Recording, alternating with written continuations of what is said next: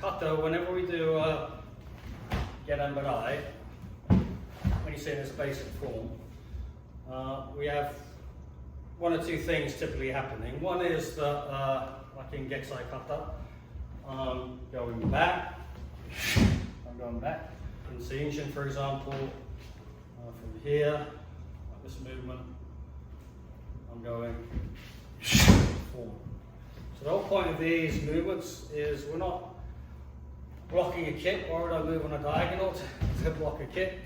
It's a whole body movement. It's literally like if the barn is on fire and the horses are trapped inside, the door is locked, you don't have anything to hit it with, so you go boom, you like hit it with your whole body. So when I'm doing Seiyunchin, for example, here, the feeling is like body went in.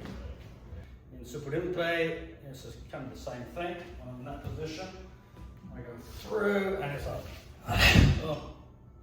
The focus is moving the body sideways but pulling with the back hand.